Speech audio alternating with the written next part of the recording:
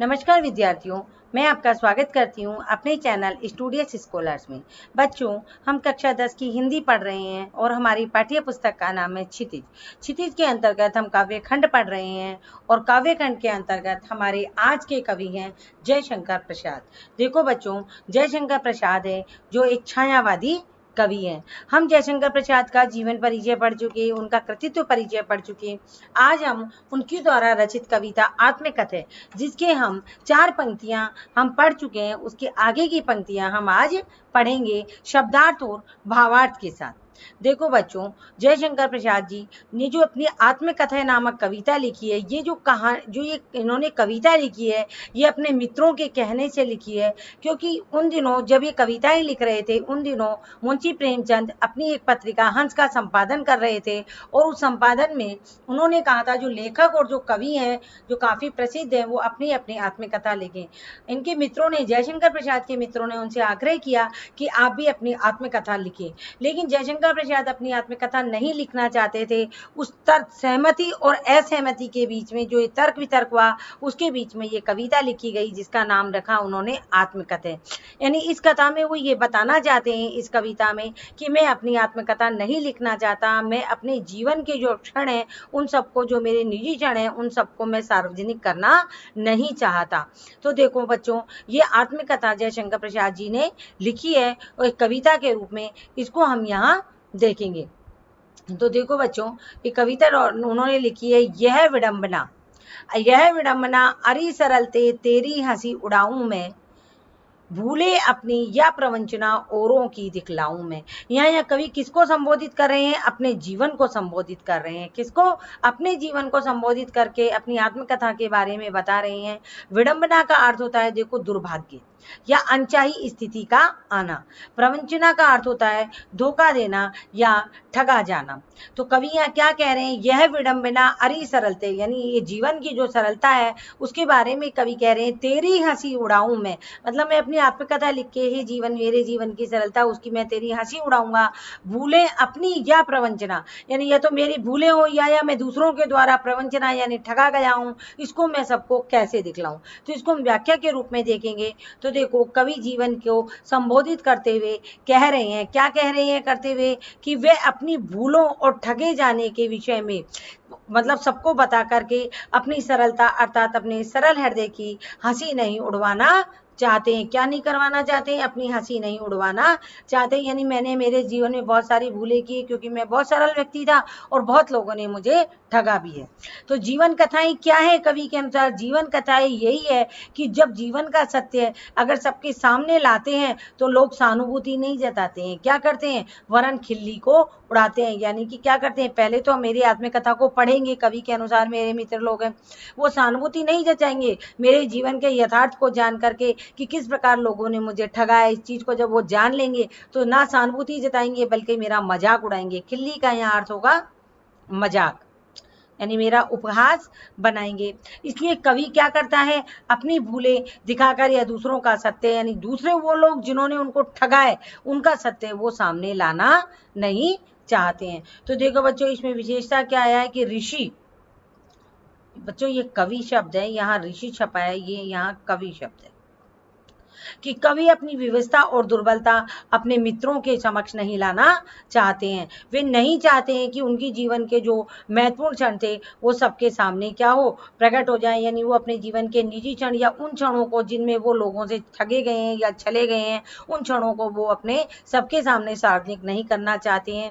और देखो, ये जो पंक्तियां आई हैं, इनमें खड़ी बोली हिंदी का प्रयोग है, छायावादी प्रतीकात्मक शैली है, साथ ही इसमें अनुप्रास अलंकार आया है। अनुप्रास अलंकार इसलिए आया है क्योंकि इसमें वर्णों की आवृत्ति हुई है एवं शब्द का इसमें प्रयोग है।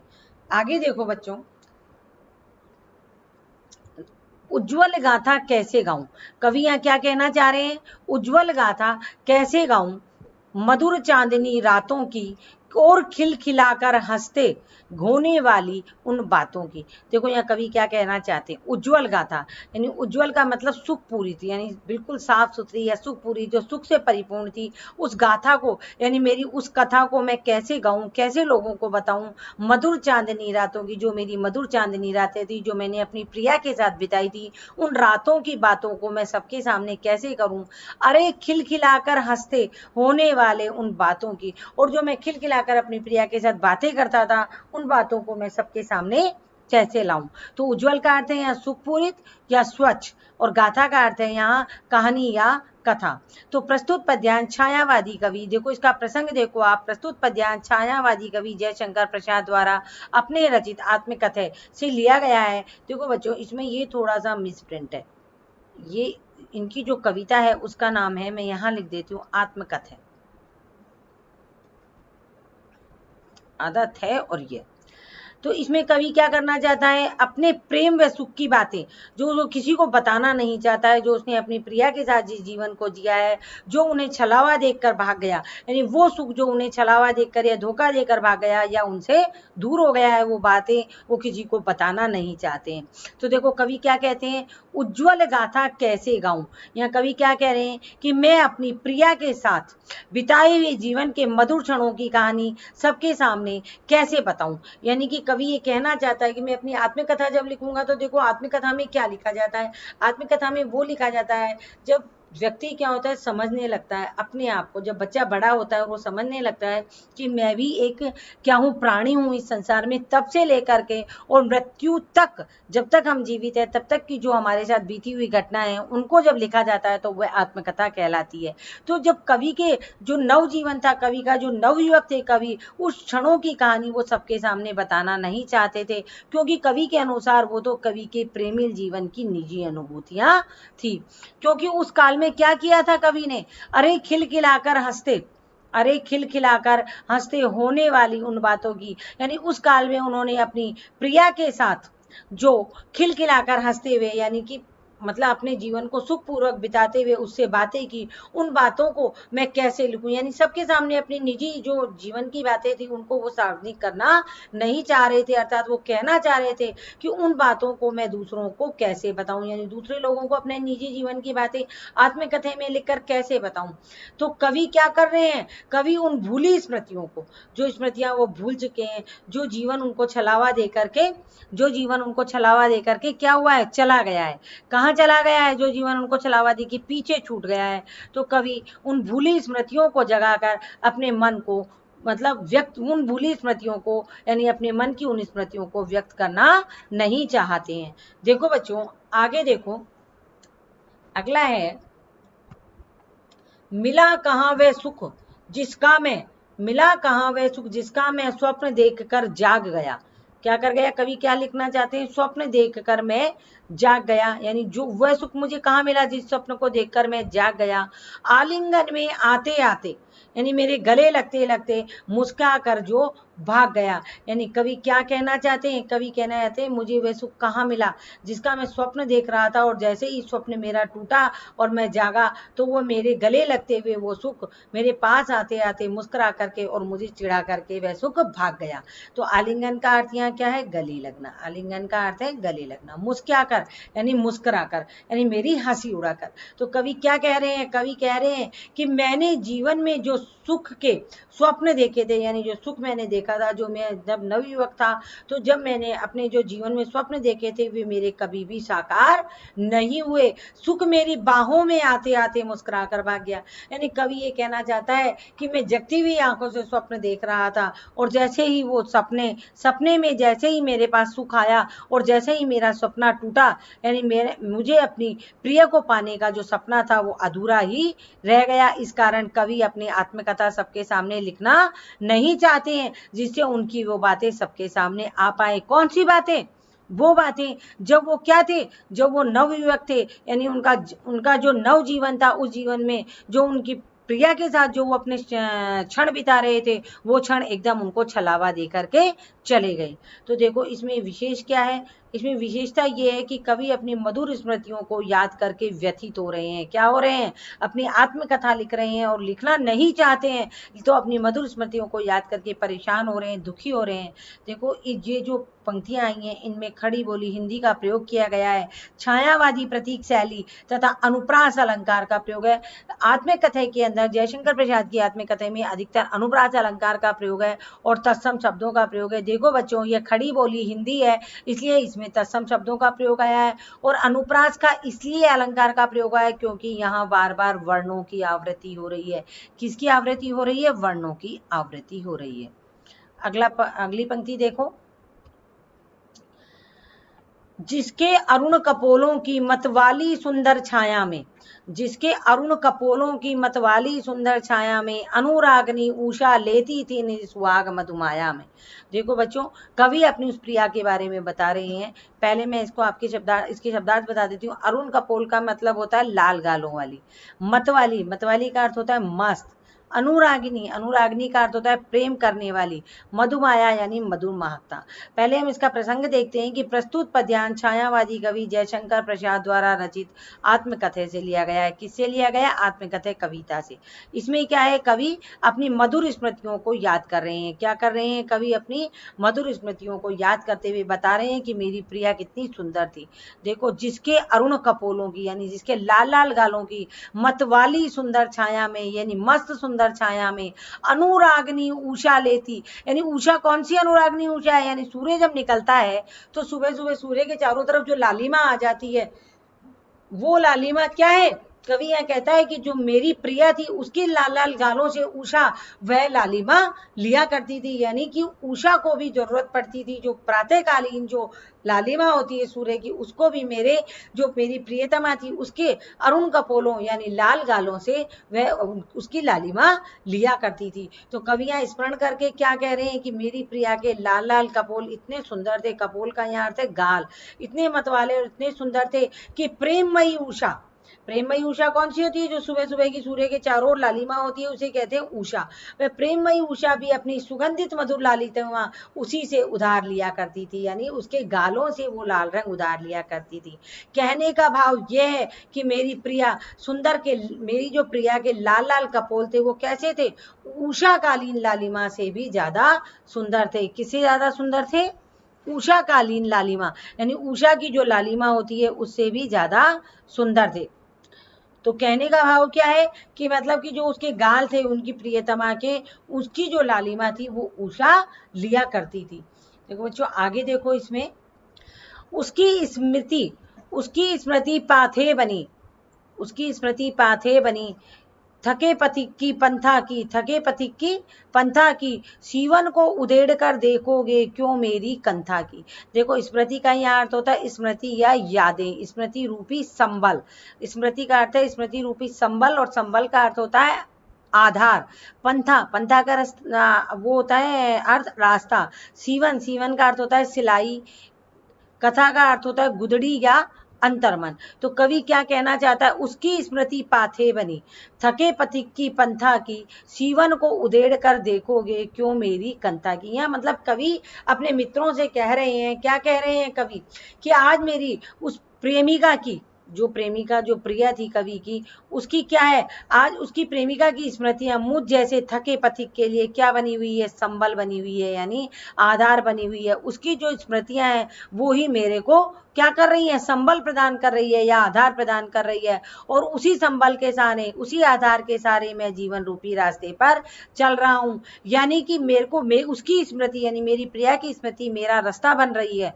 पाथे का अर्थ है रास्ता बन रही है पथिक का, और थके पथिक की पंथा की, यानी मेरे जैसा थका हुआ पथिक है उसके रास्ते की वो संबल बनी हुई है। सीवन को उधेड़ कर देखोगे, यानी ऐसी स्थिति में हे मित्रों, उनके मित्रों ने उनसे लिखने के लिए कहा था, क्या तुम मेरी उन मधुर यादों की गुदड़ी को उधेड़ उधेड़ कर उनके भीतर झांकना चाहते हो? यानी तुम क्या चाहते हो कि मेरा जो सुखमय जीवन था उसके अंदर क्या क्या बीता वो सब तुम देखना चाहते हो, झांकना चाहते हो। अर्थात तुम मेरी वेदनामयी स्मृतियों को जगाकर देखना चाहते हो कि उसके अंदर क्या छिपा हुआ है। यानी मेरा जो दुख भरा जीवन है, जो मेरा दुखी जीवन है, उसको तुम क्या करना चाहते हो? उस जो सिला हुआ जीवन है उसको तुम उधेड़ करके ये देखना चाहते हो कि उसके अंदर क्या छिपा हुआ है। इसलिए कवि नहीं चाहते कि वे अपनी आत्मकथा लिखकर अपनी वेदनामय स्थिति को सबके सामने लेकर के आए। तो इसकी विशेषता क्या है, देखो कवि ने यहाँ अपनी जीवन की व्यथाओं को स्पष्ट किया है कि मेरा तो जीवन है, जो मेरी प्रिया थी उसकी स्मृति को ही मैं अपना रास्ता बनाकर, अपना संबल बनाकर चल रहा हूँ। और हे मित्रों, तुम क्यों मेरे जीवन की उस गुदड़ी को उधेड़ना चाहते हो। देखो खड़ी बोली का प्रयोग किया गया है, हिंदी अनुप्रास अलंकार आए हैं और आत्मकथात्मक छायावादी शैली का प्रयोग हुआ है, क्योंकि कवि छायावादी स्तंभ थे। आगे देखो बच्चों, छोटे से जीवन की कैसे बड़ी कथाएं आज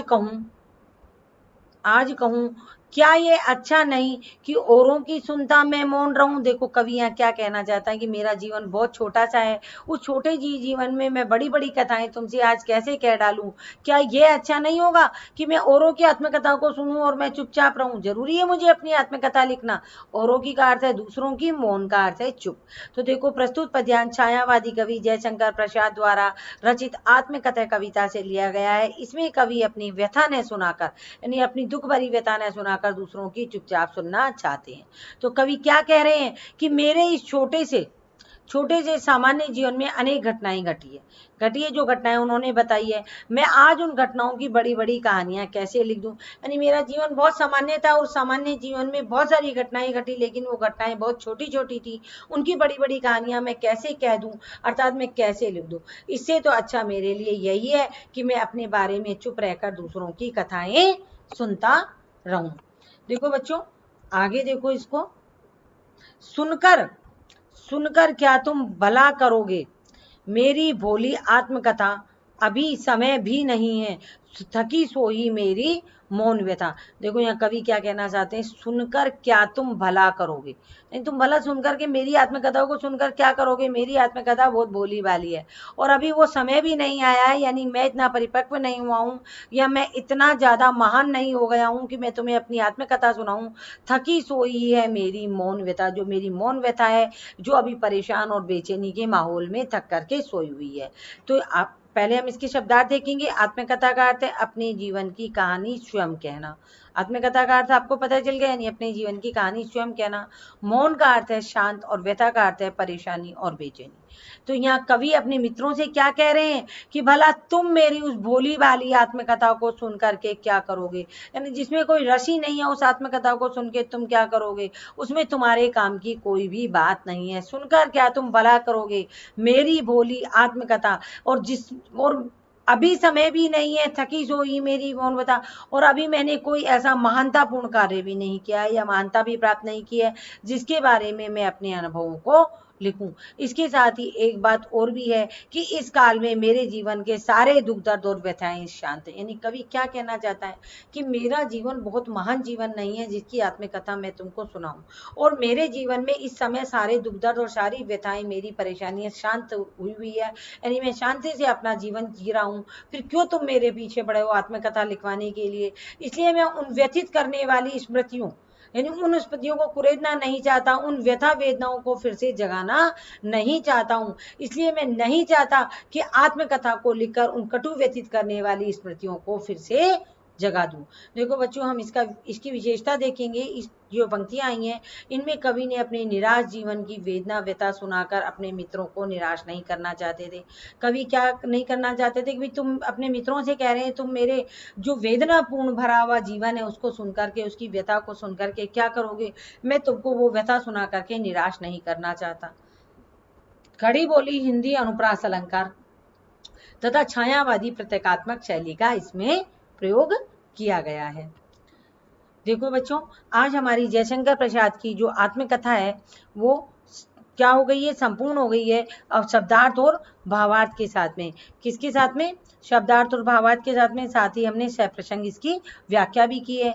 आप इसको देखिए, पढ़िए और सुनिए और लिखने का अभ्यास कीजिए। इसको लाइक कीजिए, शेयर कीजिए, सब्सक्राइब कीजिए, और आपको कोई भी डाउट हो तो आप मेरे से कमेंट बॉक्स में लिख करके पूछ सकते हैं। धन्यवाद बच्चों। हम अगले वीडियो में अगली प्रश्न, इसकी जो हमारी पाठ्य पुस्तक में क्षितिज के जो आत्मकथा के प्रश्न उत्तर है वो हम करेंगे। धन्यवाद बच्चों।